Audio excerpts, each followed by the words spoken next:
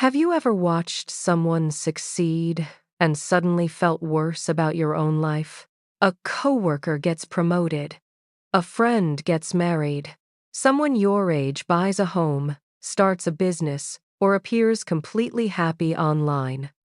You want to be happy for them, but somewhere underneath the smile, their success begins to feel like proof that you are falling behind. Hi, I'm Sarah, and this is Wise Mind Stories. So, why can someone else's good news feel like bad news about you? The courage to be disliked offers an uncomfortable answer, because the moment you turn life into a competition, everyone around you becomes a measuring stick. In this episode, we'll explore how comparison quietly turns friends into rivals, success into anxiety, and life into a ladder you can never finish climbing. To see how quietly that happens, imagine a woman named Maya.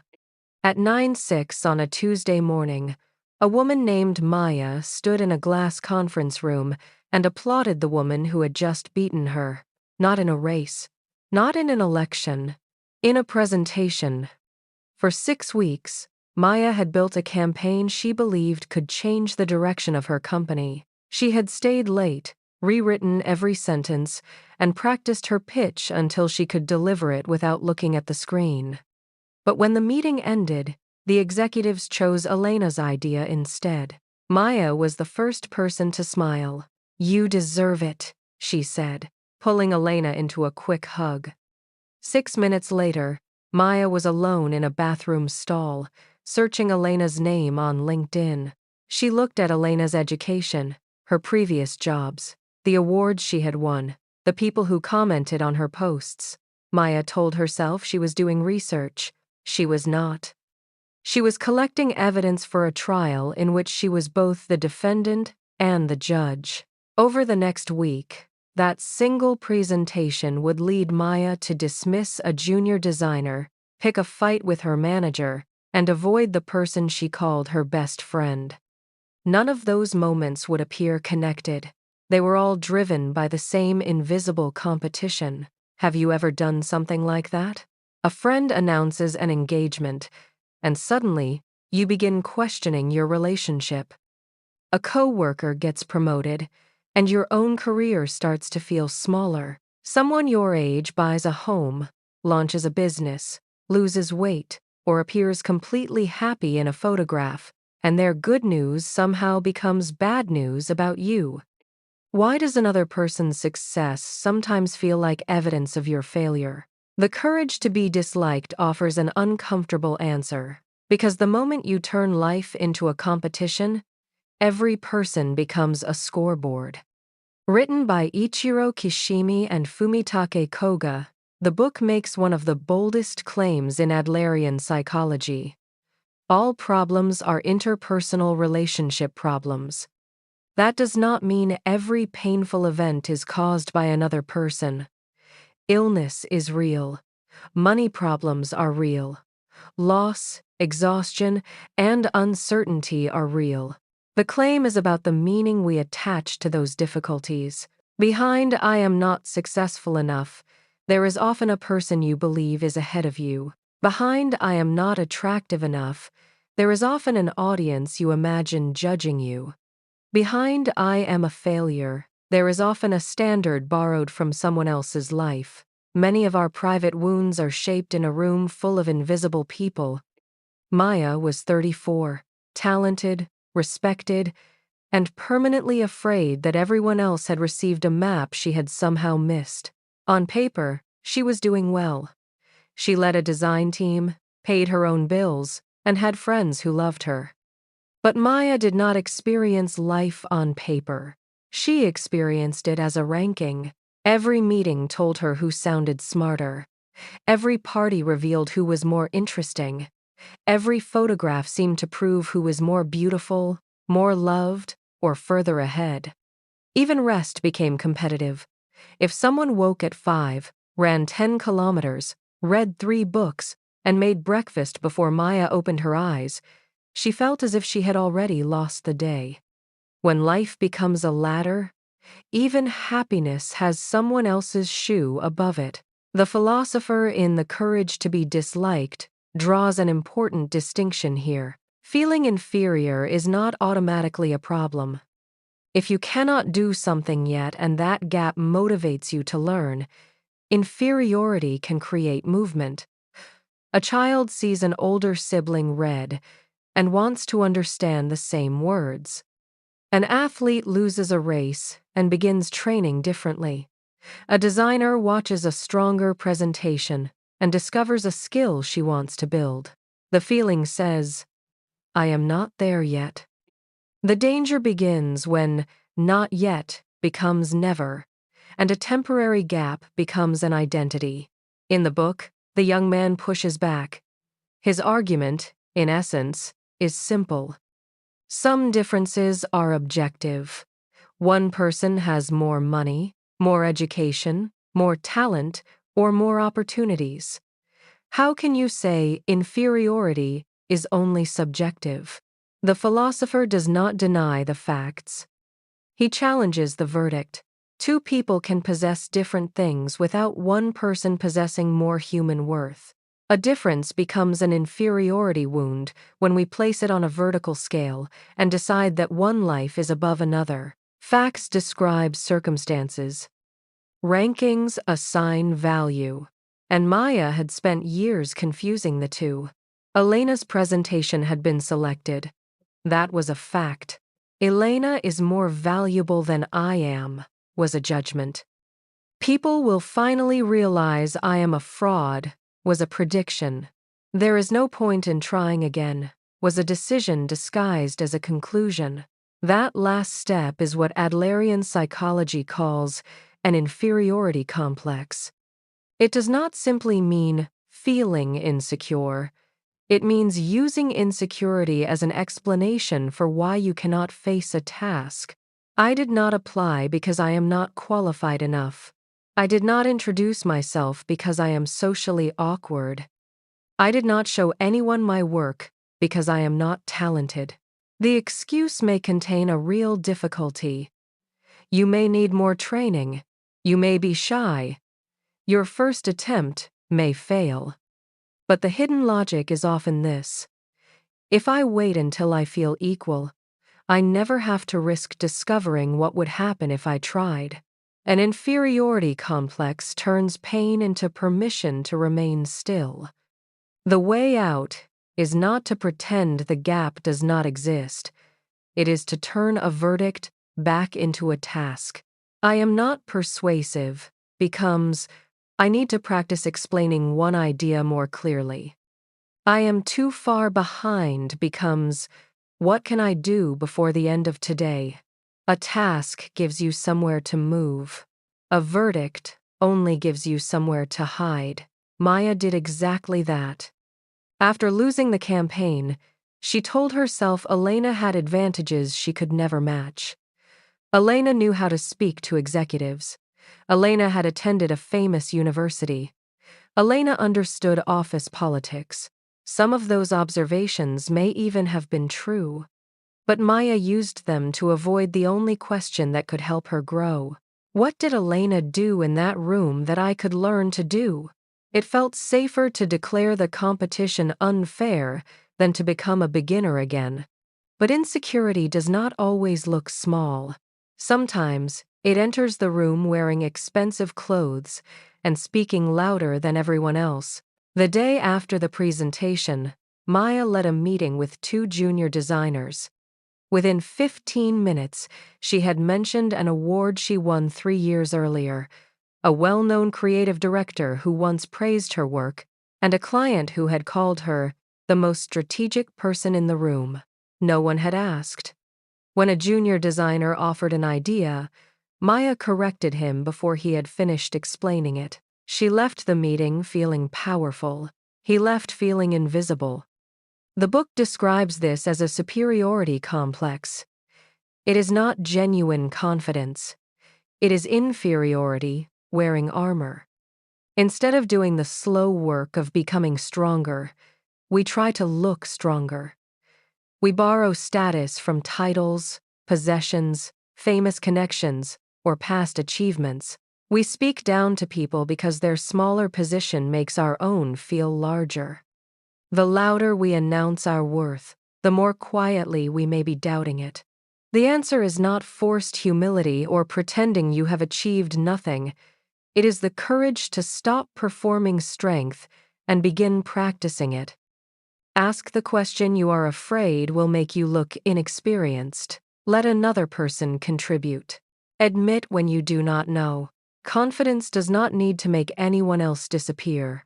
Of course, not every proud person is secretly broken, and sharing an accomplishment is not a psychological disorder. The question is purpose.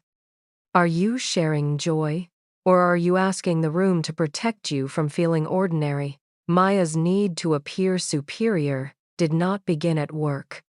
When she was 11, her older sister brought home a trophy from a swimming competition. Their parents placed it in the center of the living room. Maya had drawn a picture that same week and won a small classroom prize. Her mother pinned it to the refrigerator, smiled, and said, "Maybe art can be your thing." The sentence was kind. Maya heard a consolation prize. Her sister was the winner. Maya was the creative one. From then on, every family gathering became a silent calculation.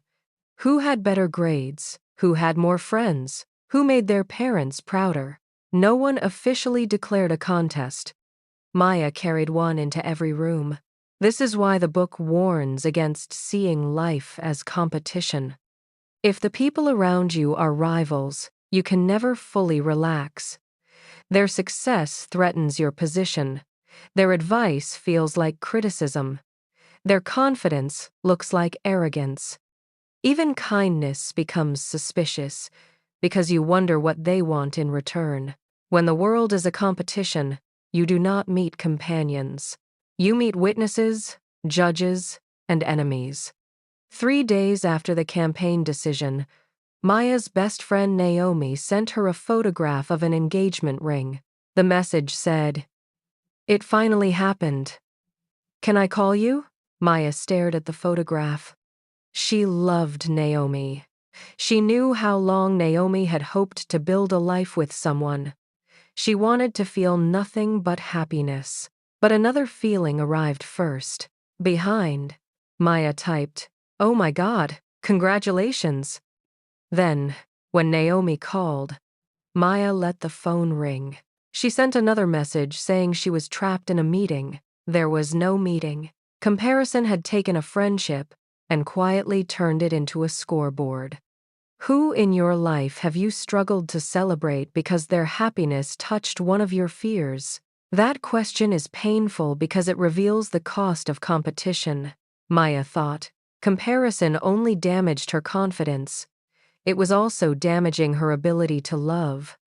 At work, the same pattern became a power struggle. During a review meeting, Maya's manager asked her to simplify a new proposal. His comment was brief and practical. Maya heard an attack on her intelligence. She began explaining why the complexity was necessary. Her manager explained again. Maya raised her voice slightly. He became firmer. Elena tried to clarify what he meant, and Maya cut her off. "I heard him," she said. At that moment, the proposal no longer mattered. The goal had changed. Maya did not want to solve the problem. She wanted to avoid losing. This is how a disagreement becomes a power struggle. Two people stop asking, "What is true?" or "What would help?" and begin asking, "Who is above whom?" Once that happens, admitting a mistake feels like surrender. Apologizing feels humiliating. Listening feels weak. So both people keep fighting long after the original issue has become irrelevant. Have you ever spent an hour defending a sentence you did not even care about, simply because backing down would make you feel defeated? The philosopher's advice is severe but practical. Do not enter the contest. You can disagree without making the other person your enemy. You can admit fault without lowering your worth. You can leave a fight in which the only prize is the right to remain angry. Winning an argument can cost more than being wrong. Maya did not understand that yet. After the meeting, she sent Elena a cold message about professional boundaries. Elena replied with one sentence. I was trying to help. Maya had failed to win the power struggle in the room, so she tried to recover power in private. The book warns that when someone experiences a conflict as defeat, the struggle can mutate into revenge. Revenge does not always look dramatic. It can look like withholding warmth, delaying information, embarrassing someone later, or creating distance so the other person is forced to feel your anger. The goal is no longer to solve anything. It is to make the other person lose too. The solution is to interrupt the contest before revenge becomes the next round. Name what happened, admit your part, and return to the original problem. An apology does not place you below the other person. It removes the ladder from the conversation. For the next week, Elena stopped offering ideas around Maya. She answered questions politely, completed her work, and kept her distance. Maya told herself this proved Elena had never respected her.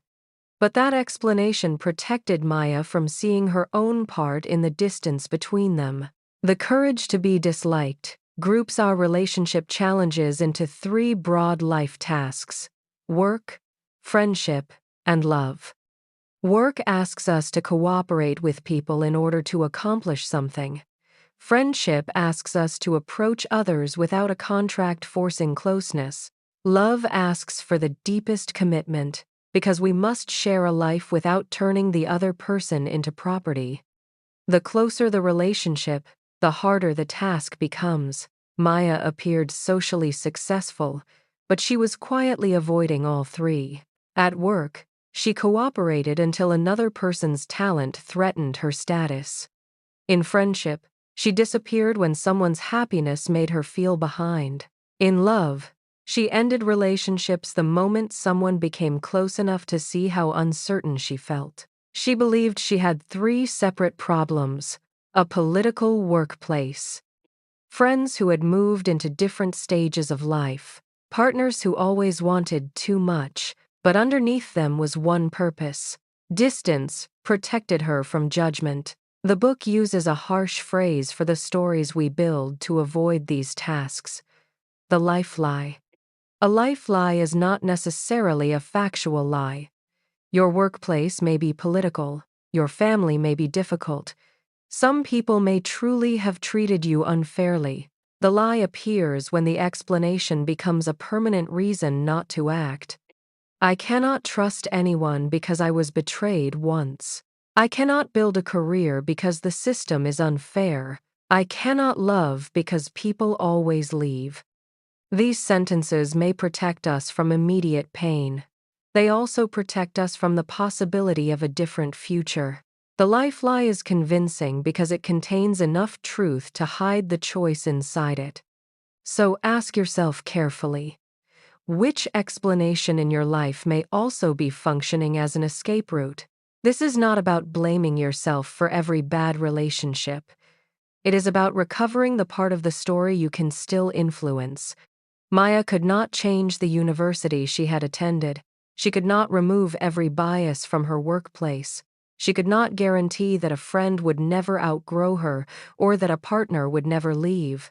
But she could decide how to use the qualities she already had. This is another shift at the heart of Adlerian psychology.